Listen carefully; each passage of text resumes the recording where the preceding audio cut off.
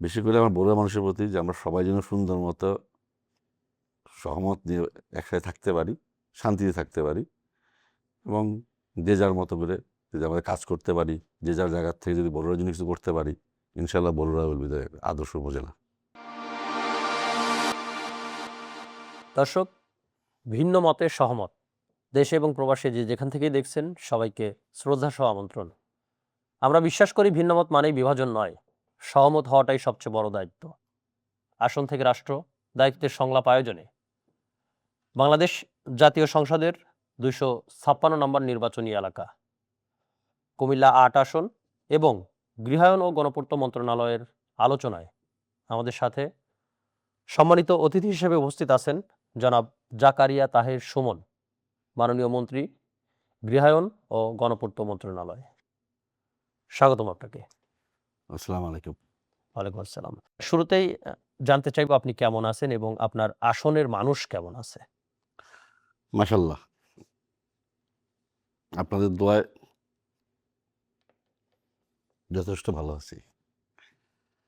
আমার এলাকাতে মানুষজন শান্তিতে আছে, সুন্দর একটা পরিবেশ আছে। অর্থনৈতিক একটা, যেহেতু আমরা একটা বিকজ ওই যুদ্ধের কারণে একটু সময় যাচ্ছি, ওই একটু অস্থিরতা আছে। তাছাড়া বাদ বাকি সকল পরিবেশ নিয়ে মোটামুটি শান্তিতে আছে আমার এলাকার মানুষ। সম্প্রতি ঘটেছে এমন একটি বিষয় যেটি আপনি সরাসরি আপনার মন্ত্রণালয়ের সঙ্গে সংশ্লিষ্ট, যেটি আপনাকে বারবার আসলে মাথায় ভাবাচ্ছে, এরকম কোনো স্মৃতিচারণ যদি আমাদের সাথে শেয়ার করতে চান। সম্প্রতি ঘটেছে।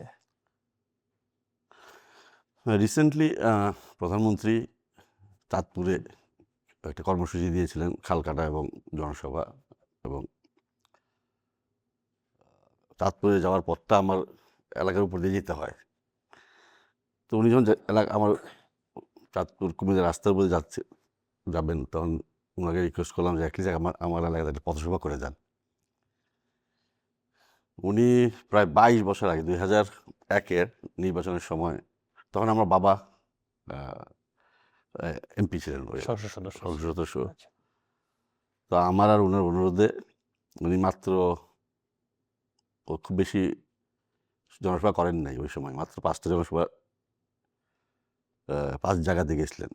মানে 2001 সালে মোস্টলি দেশলীয় খালেদা যে ম্যাডামের যে 5টা আসন ছিল, তার মধ্যে 4টা আসনে গেছিলেন। আর আমার বাবার এখানে আমাদের বগুড়াতে এসেছিলেন। মানে সারা বাংলাদেশের মধ্যে মাত্র 2 থেকে 3 জায়গায় ওই সময় গিয়েছিলেন। আচ্ছা, তার মধ্যে আপনাদের একটা গিয়েছিল। অনেক রিকোয়েস্ট করছিলাম, উনি না বলতে পারেন নাই। তো বগুড়াতে প্রায় 10টা জনসভা করছিলেন, সকাল 10টা থেকে রাত প্রায় 11টা পর্যন্ত। তো ওই রাত্রে যে লাস্ট জনসভাটা করেছিলেন, ওইটা ছিল লক্ষ্মীপুর বাজারের মাঠে লাস্ট জনসভাটা করেছিলেন। তো উনি যখন চাঁদপুরে যাচ্ছিলেন, সেই লক্ষ্মীপুর বাজারটা ওই রাস্তার পাশেই। তাই বললাম, আপনি দেখেন অলরেডি লাস্ট একটা জনসভা করে গেছিলেন এত বছর আগে। বড়রা মানুষ খুব চাচ্ছে আপনি একটু যাওয়ার সময় একটা পথসভা করে যান। তো তখন রাজি হয়েছিলেন। তো ওই পথসভা জনসভাতে রূপান্তরিত হয়েছিল। প্রায় অনেক 25-30 হাজার মানুষ ওনাকে দেখার জন্যে। কারণ বগুড়ার মানুষ ওনাকে খুব পছন্দ করে, কারণ তখনই উনি বলেছিলেন বগুড়া আর বগুড়ার মধ্যে মাত্র একটা অক্ষরের ডিফারেন্স। আমি যেভাবে বগুড়াকে দেখি, বগুড়াকেও দেখব।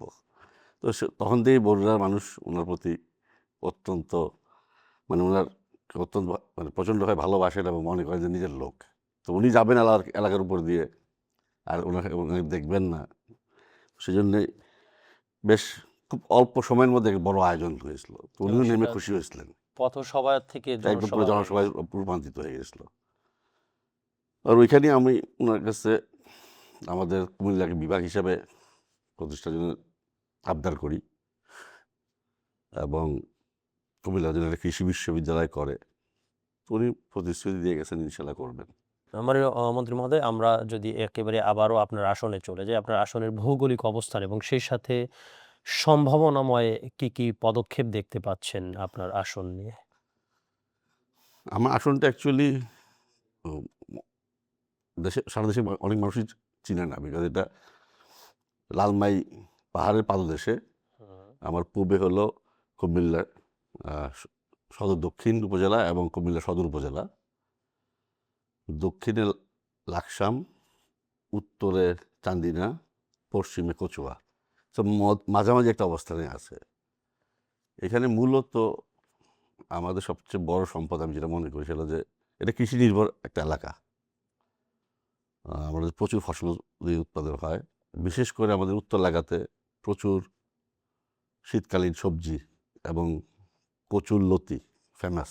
ওই আমাদের খুব পাশেই নিমসার বাজার, কচুর লতিটা কি ওইখানে বেশি? ওইখানে সবচেয়ে বেশি হয় এবং সারা দেশে ওখান দিয়ে যায়। আর মানব সম্পদ, সবচেয়ে বড় শক্তি আমাদের হলো মানব সম্পদ। আমাদের প্রতিটি বাড়িতে কেউ না কেউ বিদেশে আছে। সেই সাথে গৌরবময় কোনো ঐতিহ্য। আমাদের কুমিল্লার যে যে লালমাই পাহাড়ের এখানে আমরা যে বৌদ্ধবিহার, হ্যাঁ হ্যাঁ, বদ্ধবিহার। ঠিক আমাদের অঞ্চলের একটা অংশ। আর এটা কি আপনার আসনের মধ্যে আমার পড়ছে? আসনের মধ্যে পড়ে নেই, কিন্তু ঠিক আসনের পাশেই, পাশেই। একদম পাশেই। আমার আসন থেকে মাত্র 1 কিলোমিটার দূরে, 1-1.5 কিলোমিটার দূরে। আর বগুড়াতে কিন্তু আমাদের যথেষ্ট কিছু 2টা বৌদ্ধ মন্দির আছে, হিন্দু একটা বড় জনপদ হিন্দু এবং আপনি অলরেডি বসবাসের। আপনার কথায় বলেছেন যে আপনার ওইখানে আসলে বিশাল কৃষি একটা সম্ভাবনার অঞ্চল। আমরা যদি, যেহেতু আপনি ওই অঞ্চলের মানুষ, আমরা যদি আশপাশের ২-১টি আসনের থেকে আপনার আসনটাকে একটু ব্যতিক্রমীভাবে বলতে বলি, আপনি কিভাবে পরিচয় করিয়ে দিবেন? আমাদের আসলে সবচেয়ে বড় জিনিসটা হলো যে আমাদের মধ্যে সাম্প্রিকতার যে একটা সুন্দর সংহতি আছে। এবং খুবই গুরুত্বপূর্ণ। আর কোনো সময় আমরা খুব বেশি মোটামুটি শান্তিটা আমরা ধরে রাখতে পারছি। মানুষজন সহমতে বিশ্বাস করে। আপনার যে অনুষ্ঠান, এই সহমত বগুড়ার মানুষের জন্য একদম পারফেক্ট। কারণ মতের ভিন্নতা আছে, রাজনীতির ভিন্নতা আছে, কিন্তু কোনোটাই কোনো সময় উগ্রতার পর্যায়ে যায়নি। সবসময় মোটামুটি একটা শান্তি।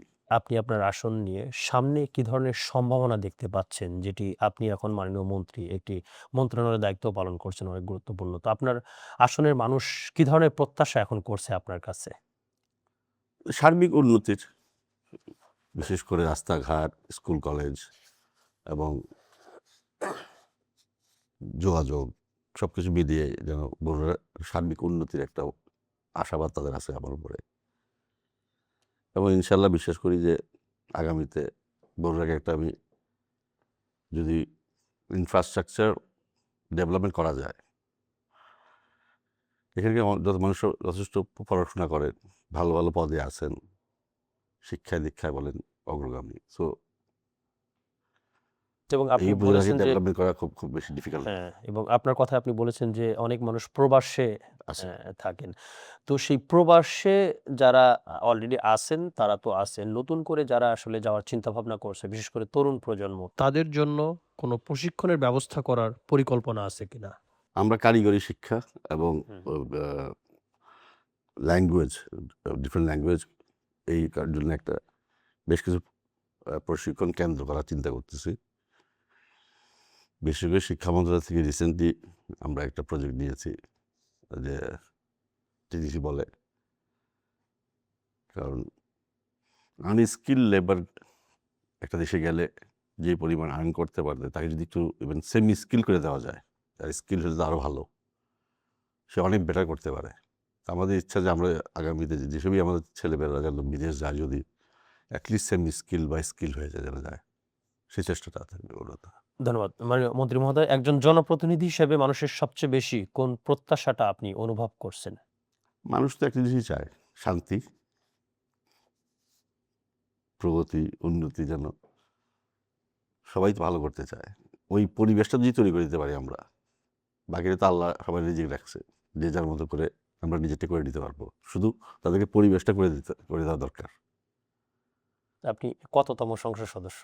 যে আমি দিতে পারি। আমার বাবা আপনি 2004-এ আমার বাবা মারা যাওয়ার পরে আমি উপনির্বাচন করে সংসদ সদস্য হয়েছিলাম। এবং সংসদ সদস্য থেকে এই প্রথম সরাসরি আপনি মন্ত্রী। জি। এই যে যাত্রাটা, আপনার এই যাত্রাটার মাঝখানে যে একটা পার্থক্য বা আপনার দায়িত্বর যে একটা বড় ধরনের একটা পরিবর্তন হয়েছে, এই বিষয়টি আমাদের সাথে একটু শেয়ার করেন। যে কি ধরনের পরিবর্তন হয়েছে? দেখেন, আমাদের প্রধানমন্ত্রী আমার উপর বিশ্বাস করছেন, ভরসা করছেন। আমার একটাই চাওয়া, যেন আমি ওনার সেই বিশ্বাসটা রাখতে পারি, এই দেশের মানুষের জন্য কাজ করতে পারি, দেশের জন্য যেন কিছু করে যেতে পারি। যখন আপনি শপথ নিচ্ছিলেন মন্ত্রণালয়ের অনেক বড় গুরুত্বপূর্ণ দায়িত্ব, তখন সেই মুহূর্তে প্রথম আপনার কোন দায়িত্বটা মাথায় এসেছিল এবং সেই সময়ের কোনো স্মৃতিচারণ একটু আমাদের সাথে শেয়ার করেন? বাবার কথা মনে পড়তেছিল, যে বাবা থাকলেও তো আজকে অনেক গর্ববোধ করতেন। ওনার যে স্বপ্ন ছিল, আমি ওই পথ ধরেই রাজনীতিতে আসা। আমার বাবা একজন সেলফ মেড ম্যান ছিলেন, সাকসেসফুল বিজনেসম্যান। উনি পরিণত বয়সে উনি এসেছিলেন রাজনীতিতে আমার এলাকার মানুষের জন্য কিছু করতে। হঠাৎ করে চলে যান। আমি ওনার সেই স্বপ্নটাকে পূরণ করার জন্যই রাজনীতিতে আসি। আমার একটাই ইচ্ছা, যে আমার নিজের এলাকা তো আছেই অবশ্যই, আর যেহেতু প্রধানমন্ত্রী এখন দেশের জন্য কাজ করতে সুযোগ করে দিচ্ছেন, দেশের মানুষের জন্য যেন কিছু করে যেতে পারি। বাবার কোনো স্মৃতিচারণ মনে পড়ে যে কিভাবে বাবা দায়িত্ব পালন করছেন, মানুষের কথা কিভাবে শুনছেন? আহ, বাবা যখন রাজনীতিতে আসেন, তখন আমাদের বড়ুরার একদম মানে যোগাযোগ ব্যবস্থা খুবই ইয়ে ছিল। তো সারাদিন শুধু বড়ুয়া নিয়ে চিন্তা করতেন। মাত্র 8 কিলোমিটার পাকা রাস্তা ছিল বড়ুয়াতে। ওনার 5 বছরে উনি প্রায় 300 কিলোমিটার পাকা রাস্তা করছিলেন। স্কুল, কলেজ, মাদ্রাসা, যেখানে যেভাবে পারছেন সারাক্ষণ শুধু বড়ুয়ার উন্নয়ন নিয়ে চেষ্টা করছিলেন। মানুষের প্রতি ওই ভালোবাসা, এলাকার প্রতি তার ভালোবাসাটা, ওইটাই আমাকে উদ্বুদ্ধ করে। আমার নিজেরও, তারপর আমি ওনার সাথে মাঠে ছিলাম, মানুষের সাথে মিশতে মিশতে মানুষের জন্য কিছু করতে পারার যে আনন্দ, দুনিয়াতে এত বড় আনন্দ কিছু নেই। এবং সেই আনন্দ থেকেই মানুষের জন্য কাজ করার জন্য সরকার আপনাকে অনেক বড় একটা দায়িত্ব দিয়েছে। সেই জায়গা থেকে যদি জানতে চাই আপনার মন্ত্রণালয়কে আপনি কিভাবে সংজ্ঞায়িত করবেন এবং সাধারণ মানুষ আসলে সরাসরি মন্ত্রণালয়ের কাছ থেকে কিভাবে উপকারগুলা পেয়ে থাকে? দেখুন, মানুষের তো বেসিক মূল চাহিদা 3টা। একটা হলো বাসস্থান, মাঝখানে সবাই একটা ছাদ চায়। হুম, হুম, হুম। তো আমার মন্ত্রণালয়ের মূল কাজ সেটাই, গৃহায়ন আবাসন তৈরি করা। বিশেষ করে আমাদের দেশের যারা মধ্যবিত্ত বা নিম্ন মধ্যবিত্ত আছেন, তাদের জন্য শহরে যেই অবস্থায় আছে, যে একটা বাড়ি করা বা একটা ফ্ল্যাট নেওয়া ডিফিকাল্ট হয়ে যায়। তো আমাদের মন্ত্রণালয়ের মূল চেষ্টাটাই যে আমরা কীভাবে ওটা ওনাদের দোরগোড়ায় পৌঁছে দিতে পারি, স্বল্প মূল্যে আহ, নিম্ন মধ্যবিত্ত বা মধ্যবিত্তদের জন্য আবাসনের বন্দোবস্ত করতে পারি, পরিকল্পিত নগরায়ণ করা। আমাদের যে আবাসন প্রকল্পগুলি বলেন বা শহরগুলিতে এখনও আমার কাছে মনে হচ্ছে যে পরিকল্পনার যথেষ্ট অভাব ছিল। আমরা চেষ্টা করতেছি যেন আগামীতে প্রতিটা শহর বা প্রতিটি এলাকা যেন পরিকল্পিতভাবেই নগরায়ণের মাধ্যমে যায়। এই দায়িত্ব পালনে আপনার আসনের থেকে যে মন্ত্রণালয়ের দায়িত্বটা পেয়েছেন, এখানে সংসদ সদস্য একসাথে, একসাথে আপনি একজন মন্ত্রী, মাননীয় মন্ত্রী। এই ২ টার সমন্বয় আপনি কিভাবে করেন? অর্থাৎ আপনার আসনের মানুষ কি কখনো মনে করেন যে আপনাকে আসলে আগের মতো পাচ্ছে না, তারা কাছে পাচ্ছে না? আপনি তো এখন জাতীয় সমস্যাগুলো আপনাকে দেখতে হয়, জাতীয় যেকোনো কাজে আপনাকে সময় দিতে হয়। এই কমপ্লেন তো আছে একটু, এই কমপ্লেন একটু আছে। আগের মতো তো আর আসলে এলাকাতে সময় দিতে পারি না। তবে আমাদের বড়ুরা বিএনপির নেতাকর্মীরা যথেষ্ট অ্যাক্টিভ, সুশৃঙ্খল, মোটামুটি তারা সাংগঠনিক কাজটা করে যাচ্ছে। ঠিক ফোনে কথা বলছি যখন সুযোগ পাচ্ছি, বিশেষ করে শুক্রবার শনিবার একটু সময় দেওয়ার চেষ্টা করি। মাঝে মাসে একবার কি একবার তো যাই, পারলে 2বারও যাই। এর মধ্যে কি এখন কোনো সমস্যার কথা শুনতে পাচ্ছেন? যে সমস্যাটা একটু বেশি মনে হচ্ছে আপনার কানে আসছে যে এই সমস্যাটা আপনার আসনে? রাস্তাঘাট রাস্তাঘাট রাস্তাঘাট। রাস্তাঘাটের অবস্থা একটু দুরূহ, বিকজ যোগাযোগ ব্যবস্থা একটা, যেগুলি রাস্তা আছে সেগুলিরও ভঙ্গুর অবস্থা, আর যেখানে নাই সেগুলি করতে হবে। দ্বিতীয়ত হলো আমাদের যে খাল, এগুলিও সেচের জন্য যে প্রধানমন্ত্রী যে প্রোগ্রামটা নিয়েছেন, অনেক জায়গাতে জলবদ্ধতা হইতেছে, অনেক জায়গাতে খালগুলি ভরে মানুষজন দোকানপাট বাড়িঘর করছে। তো খালগুলিকে আবার পুনরুদ্ধার করা, এই 2টা জিনিস মানে প্রথম প্রায়োরিটি। আইন শৃঙ্খলার দিক থেকে কোনো কমপ্লেন আসে? আল্লাহর রহমতে আমার বগুড়াতে আইন শৃঙ্খলা মোটামুটি ভালো অবস্থায় আছে। শুধু ইলেকশনের আগে যে আমি একটা প্রতিজ্ঞা করেছিলাম যে আমাদের বগুড়াকে মাদক মুক্ত করব, সেটা নিয়ে একটু ইয়েতে আছি, এটা কি চেষ্টা আপনার চলতেছে। কমিটমেন্টের এটা মধ্যে আমার ছিল? কমিটমেন্ট। বাদ বাকি তেমন আর খুব বেশি কিছু নাই, কারণ আমার এলাকাটা বর্ডার বেল্ট না, তো এখানে তুলনামূলক অপরাধ কম হয়, কিন্তু মাদক জিনিসটা নিয়েই ইয়েতে আছি। ধন্যবাদ। আমরা আবার আপনার মন্ত্রণালয়ে চলে যাই। মন্ত্রণালয়ের জাতীয় দায়িত্বে কোনো চ্যালেঞ্জ দেখতে পাচ্ছেন কিনা বা যে কোনো ধরনের কর্মকাণ্ড করতে? বাস্তবায়নের মানে সে গত সরকারের সময় থেকে একটা জিনিস হয়ে আসছিল যে যে কোনো প্রজেক্টই সময় মতো বাস্তবিত হয় নাই, আর যার কারণে যেটা হয়েছে সময়ের লিঙ্কার করে সেটা কস্ট এসকেলেশন হয়েছে। তো আমাদের ওই জায়গাটাতেই প্রাধান্য যে আগামীতে যেন আমরা সময় মতো প্রজেক্টটি শেষ করতে পারি, নির্দিষ্ট সময়ে প্রজেক্টটা শেষ করতে পারলে যেই টাকায় করার কথা সেই টাকাতেই সে সম্পন্ন হওয়া উচিত। এটাতে আসলে সবচেয়ে বড় বাধা কোথায়? নেতৃত্বে আমি মনে করি নেতৃত্ব ঠিক থাকলে সম্ভব। এমন কোনো উদ্যোগ কি আছে যেটা আসলে সাধারণ মানুষ এখনো জানে না, কিন্তু এটা আসলে ভবিষ্যতের জন্য অনেক বড় ধরনের প্রভাব ফেলবে এবং সেটার অনেক সময় নিয়ে হতে পারে? কিন্তু এই মুহূর্তে সাধারণ মানুষ এখনো জানে না, যেটা আপনারা আসলে প্ল্যানিং করছেন আপনার মন্ত্রণালয়ের জন্য, সারা বাংলাদেশের জন্য। আমাদের একটা প্রজেক্ট আছে 2025 সাল থেকে 35 সাল পর্যন্ত, যে আমাদের একটা ডিপার্টমেন্ট আছে যে পরিকল্পিত সারা বাংলাদেশকে আমরা কোথায় মানে বিজনেস সেন্টার হবে, কোথায় আবাসিক হবে, কোথায় যে পুরো জিনিসটাকে একটা পরিকল্পনার মধ্যে নিয়ে আসার এই কাজটা চলতেছে। এটা একটা অংশ। দ্বিতীয়ত ঢাকা প্রধানমন্ত্রীর একটা বড় কনসার্ন ঢাকা শহরকে লিভেবল করা, ঢাকা শহরে যে যানজট বা বিশৃঙ্খলা এগুলি থেকে শহরকে আরও সুন্দর করা, মুক্ত করা। আমরা রিসেন্টলি, যে আপনারা জেনে খুশি হবেন, পূর্বাচল অনেক বছর ধরে পূর্বাচল একটা প্রজেক্ট হয়ে আসে, এবং এটা কিন্তু বিরাট বড় একটা প্রজেক্ট, উত্তরা প্রায় 3-4 ভাগ বড়, কিন্তু এখানে কেউ যাচ্ছেন না বা মানুষ এখনো থাকতে শুরু করছেন না। তো মূল যে কারণটা ছিল সেটা আমরা রিসেন্টলি এই সরকারের আমার সময় এসে প্রথমেই আমরা সুরাহা করছি। এটা 3টে ডিস্ট্রিক্ট মিলে পূর্বাচল ছিল। যেমন আরেকটু ক্লিয়ার করে বলেন। পূর্বাচল যে রাজুকের যে প্রজেক্টটা, এর মধ্যে যে এরিয়া ছিল সেখানে কিছু নারায়ণগঞ্জের অংশ ছিল, কিছু গাজীপুরের অংশ ছিল, কিছু ঢাকা ডিস্ট্রিক্টের অংশ ছিল। আচ্ছা। তো যার কারণে ওইখানে যেমন পুলিশ কোথাও কোনো অন্যায় ঘটলে পুলিশ ডাকলে কাকে ডাকবে? নারায়ণগঞ্জের পুলিশ ডাকবে, না গাজীপুরের পুলিশ ডাকবে, না ঢাকার পুলিশ? তিনটা বর্ডার 3টে একসঙ্গে বর্ডার আসলে। যেহেতু দিয়ে কাজ করতেছিল। তারপরে তো প্রাইম মিনিস্টারের ডিরেক্টিভ অনুযায়ী আমরা বললো যে এটা how do you solve this, মানে আমাদেরকে মানুষজনকে ওখানে নিয়ে যেতে হবে। জলসিঁড়ি অনেক পরে, কিন্তু জলসিঁড়িতে যথেষ্ট কাজ হচ্ছে, বিশেষ করে আর্মির আন্ডারে আছে যেহেতু। তখন পূর্বাচলকে আমরা চিন্তা ভাবনা করে বেশ কিছু মিটিং হয়েছে, ইন্টার মিনিস্ট্রিয়াল যারা যারা স্টেক হোল্ডার আছে সবাইকে নিয়ে বেশ কয়েকবার বসার পরে আমরা লাস্টে ডিসাইড করি যেটা ঢাকা সিটি নর্থ সিটি কর্পোরেশনের আন্ডারে নিয়ে আসবো, এবং সেটি হয়েছে এখন। এবং আমাদের মধ্যে সেটা আইন হয়ে পাশ হয়েছে গত সংসদে, যে লাস্টে এই আইনটাও পাশ হয়েছে বিধি মোতাবেক।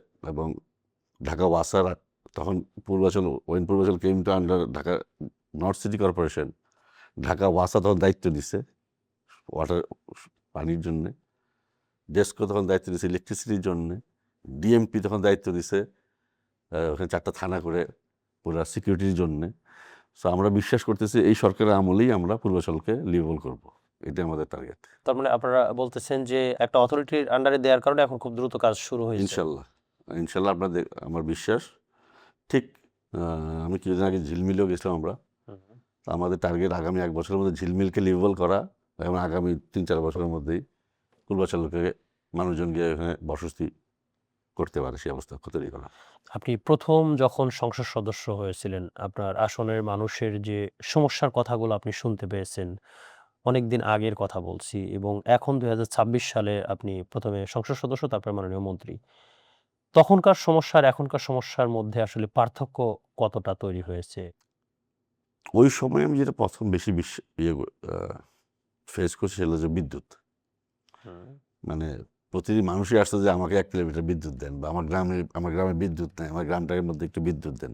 বিদ্যুতের একটা বিরাট অংশ ছিল যে, বাট এখন যে বলতে পারি যে গত 15-20 বছরের মধ্যে আর কিছু হবে না, আমাদের প্রতিটি গ্রামে বিদ্যুৎ চলে গেছে, প্রায় প্রতি বাড়িতেই বিদ্যুৎ আসে। রাস্তাঘাট তো অবশ্যই ছিল, তখনও ছিল, এখনও আছে। কিছু হয়তো কিছু রাস্তাঘাট হয়েছে, কিন্তু এখনও একটা বড় অংশ রাস্তাঘাট হয়নি। প্রাইমারি স্কুল, হাই স্কুল আগের তুলনায় একটু বেশি। চিকিৎসাটা তখনও প্রবলেম ছিল, এখনও আছে। কিছু কিছু হয়তো হয়েছে, কিন্তু মৌলিক খুব বেশি গত 15 বছরে যে খুব বেশি উন্নতি হয়েছে সেটা মনে হয়। তো মানুষের চাহিদা আছে। কারণ যে ধারাবাহিকতায় আপনি কাজ শুরু করছেন বা যেভাবে আপনারা কাজ করতেছেন, আগামী 3 বছর পর বাংলাদেশের এই জায়গাটা কোথায় দেখতে পাচ্ছেন? দেখেন, আমার মন্ত্রণালয়ের মূল কিন্তু অ্যাকচুয়ালি সরকারি যত বিল্ডিং বা রক্ষণাবেক্ষণ, এই দিকগুলি বেশি। বিল্ডিং তৈরি করা বা সরকারি মানুষের জন্য আবাসন তৈরি করা। যতটুক আমার চেষ্টা থাকবে যে যত বেশি করে আমরা যেন সাধারণ মানুষের জন্য গৃহায়নের বন্দোবস্ত করতে পারি, সেটা তো একটা অবশ্যই। প্লাস আমরা যাই তৈরি করি যেন সেটা মানসম্মত হয়। এটার জন্য কি দেশের কোনো মানুষের কাছে। মন্ত্রণালয়ের সঙ্গে সমন্বয়ের প্রয়োজন আছে বা কোনো দপ্তরের সঙ্গে সমন্বয়ের প্রয়োজন আছে? এটা কিছুটা just more, you have to be more vigilant, you have to be more মন্ত্রণালয়কে আরও অ্যাক্টিভ করা, আরও নজরদারি বাড়ানো, চেকস অ্যান্ড ব্যালেন্স তৈরি করা, যেন ইচ্ছা করলে কন্ট্রাক্টর সাহেব নিম্নমানের জিনিস তৈরি না করতে পারেন। আপনি কখনো সমালোচনার মধ্যে পড়েছেন? কেউ আপনাকে নিয়ে সমালোচনা করছে বা আপনার মন্ত্রণালয়কে নিয়ে সমালোচনা করছে? মানুষ মাত্রই সমালোচনার মধ্যে পড়তে হয়, যে আর যেহেতু রাজনীতি করি সবাই তো আর ভালো বলবে না। কিছুদিন আগেই যেটা হয়েছে, আমি একটা চিটংয়ে গিয়েছিলাম, আমাদের চিটং KDA, CDA, চিটং উন্নয়ন ডেভেলপমেন্ট যেটা অথরিটি, তারা বেশ বড় 3টা প্রজেক্ট নিয়ে কাজ করতেছে। একটা জলবদ্ধতা নিয়ে, যেটা আর্মি 24 ইঞ্জিনিয়ারিং করতেছে, আর 2টা করতেছিলেন একজন বড় কন্ট্রাক্টর। রাত্রেবেলা ফ্লাইট থেকে নেমেই রাত 10টা 10:30 বাজে, তখন লাস্ট ফ্লাইট ছিল। তো র্যাম্পের উপরে গিয়ে ওই রেলিং টপকে পাশে গিয়ে যে কাজ দেখতে গিয়েছিলাম। তো এটা নিয়ে সমালোচনা হয়েছে, আবার অনেকে বলছেই ভালো। তো এবং আপনি একাই রেলিং টপকায় চলে গেছেন? আমার সাথে ওখানে ছিলেন, ইঞ্জিনিয়ার সাহেবরা ছিলেন। তো কাজ করতে গেলে অনেক সময় কারণ ঘুরে আসতে গেলে প্রায় 1.5-2 কিলোমিটার ঘুরে আসতে হতো, আর র্যাম্পটা ছিল ঠিক ওইখানেই। মানে এখানে এই ভিন্ন মতটা কি ধরনের, যে আপনি কি রাস্তা ক্রস করছেন, রাস্তা আপনি ক্রস করছি একটু হিসাবে, যে রাস্তা সিগন্যাল খালি ছিল অমান্য একদম। করছেন, না, আইন সিগন্যাল ছিল অমান্য না, করছেন এরকম? রাস্তা একদমই খালি ছিল রাতের বেলা, যেহেতু হয়নি। তো ডিভাইডারটা আমি ক্রস করে গেছি, সেটা নিয়ে মানুষ বলে করে। কিন্তু দিন শেষে এই যে মানুষ যে বলছে, এইটাকে আমরা ভিন্ন মত আকারে নিয়ে নিচ্ছি, সেই ভিন্ন মতটাকে আপনি আসলে কিভাবে মানে গ্রহণ করছেন, বা এই ভিন্ন মত থেকে কি দেখেন, সমালোচনা না হলে নিজে শোধাইতে পারে না। সমালোচনাকে যদি আপনি কনস্ট্রাকটিভ সমালোচনা হলে আমি সবসময় আই ওয়েলকাম ইট। একেবারে আমরা অনুষ্ঠানের শেষ প্রান্তে, আপনার রাজনৈতিক অনুকরণীয় ব্যক্তিকে, আপনি যদিও আপনার শুরুর কথায় বলেছেন আপনার বাবা, যদি আপনার বাবাই হয়ে থাকে, সেক্ষেত্রে আপনার বাবার 2 থেকে 3টি ইতিবাচক গুণ আপনি যেটা বাবা ছাড়া আমি ধারণ আমার করেন। সবচেয়ে আমার সত্যি করে যদি আমি রাজনৈতিক আদর্শ শহীদ রাষ্ট্রপতি জিয়া রহমান সাহেব, আমি ওনার দেশপ্রেম, দেশত্যাগ এবং ওনার যে জীবনী, সেটাই আমাকে মূলত অনুপ্রেরণা করে দেশের জন্য কিছু করার জন্য, দেশের জন্য। অবশ্যই বাবা একটা ফ্যাক্টর। আর আপনার আমার আইডল শহীদ রাষ্ট্রপতি জিয়া রহমান সাহেব। সেই সাথে আপনার প্রধান প্রতিদ্বন্দ্বীকে যদি জানতে চাই রাজনৈতিক জীবনে? আমি কাউকে খুব প্রতিদ্বন্দ্বী হিসেবে মনে করি না। সবাই চেষ্টা করবে, মানুষ যাকে ভালো মনে করবে তাকে ভোট দেবে।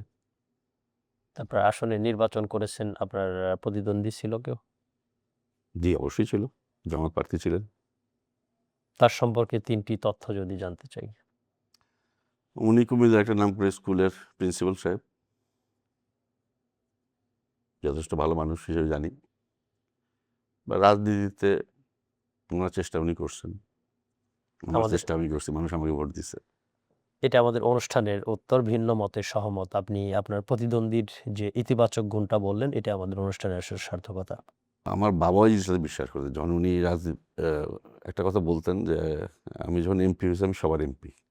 তো উনি তো কোনো কাউকে দল মত নির্বিশেষে আননেসেসারি যে আমার দল করে না সেজন্য তাকে আমি অন্যভাবে দেখতে হবে সেটা না। আমি সেটা বিশ্বাস করি না।